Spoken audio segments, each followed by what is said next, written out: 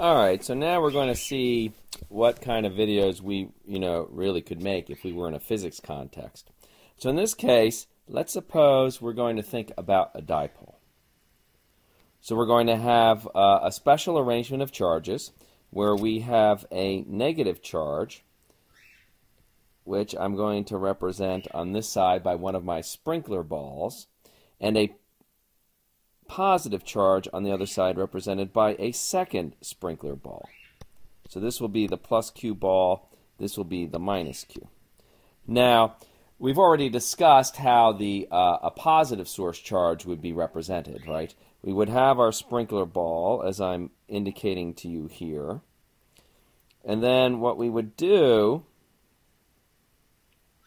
with this was imagine that we fill it with many, many tiny little holes, poke holes in it, pump fluid into it at a specific rate, and then fluid emerges outward evenly then in all possible directions around this particular ball. For the negative charge, we would use what in fluid mechanics would be called a sink. That is something that sucks the charges into it, or sucks fluid into it, and then we pump that out of the tank in some other direction or orientation. So now the idea is to think about what would happen if we put a small little tracer particle in the fluid right at this location. We know that it has just come out of that positive sprinkler ball, and we think about the path that it's going to follow. It clearly is going to be pushed out of this positive source, right, and then pulled into the negative sink on this side. So the pathway, so the pathway will then travel along a direction like this. And of course it originates inside the ball, so we would complete the line all the way through like that. Okay, so that would be our first field line, or first streamline in the fluid case. Next, we might want to wonder, okay, what if we have a charge that it emits outward just at a slightly higher angle? Initially, we know it's going to move directly outward from our source, but very quickly, it's going to feel the pull of this sink over here. So it's going to follow a pathway that might look something like this. I'll try to draw it looking nice and symmetric, like so. If we went out at a 90-degree angle, it would be something very similar. We would come out directly at 90 degrees. We'd go up for a while, but eventually we know we're going to be pulled over. It might have some general appearance like so, where I'm always trying to maintain symmetry from this side of the picture to the other. A slightly more tricky situation emerges if we come out maybe at an angle this way. Now what will happen is, again, we're going to travel outwards now, and it may take a bit longer, but eventually we're going to have to feel the pull of the other charge. And if I try to draw this so that it comes in symmetrically, I've run out of a little space on my screen, but I think you get the idea of how the trace for that particle would behave.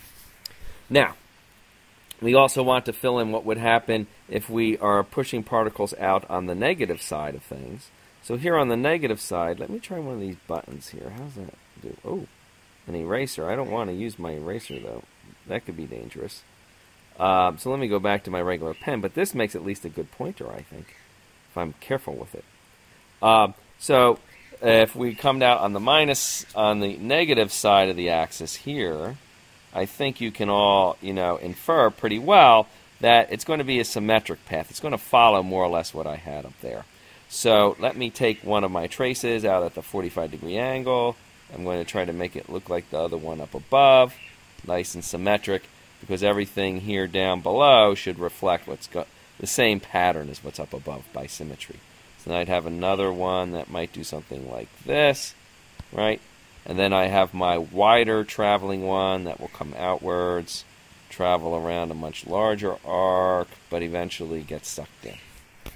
Because another thing to keep in mind is that the sources have equal strength. So everything that comes out of this positive region has to end up pulled in to the negative region. Every last drop of fluid that comes out of here gets pulled into over here. Now, there are, though, just a couple of oddball lines that we might want to think about. There's a certain mathematical oddity. I think it should be pretty clear that everything that emerges on the top half of this ball, right, even if it's coming out at a very slight angle, has to eventually get pulled around to the back side, up and back around before he would come in back in over here. And similarly, if he's emitted at a slight angle downward, there would be a rather large arc probably before he comes in. But then we get in these mathematical questions of, well, what if we are exactly on the line, right? Exactly at this tiny point here. So let me maybe sketch, if you end up right on this mathematical dividing line. Now, in real life, of course, the fluid is composed, right, of molecules. So the fluid coming out of here never is going to have a molecule that's exactly centered, exactly on a mathematical line. So we are talking somewhat about some kind of a mathematical oddity. Nonetheless, it's worth considering what the line should look like in that case. But I really don't want you guys to get too hung up on it, because it's really a mathematical oddity. And mathematicians would call this a set of measure zero. Basically, though, what will happen is if you're right on that line, the system can't decide, the molecule can't decide if it wants to arc up or if it wants to arc down. You can't really decide, so it always just goes straight out. It never manages to arc around one direction or the other. So there is just this one odd line that goes all the way out to infinity like that. And corresponding to it, because we have to have every drop of fluid out of this side, right, has to end up pulling back in on the other side. So the way that happens mathematically is there's another line that is directly horizontal, and that other line is then going to come in straight horizontally into the minus source like that. So that is my entire description of the dipole. I think at this point we're going to try to terminate the session, see how well we did. Oh, we probably better get back to the control here, where I can then stop the video like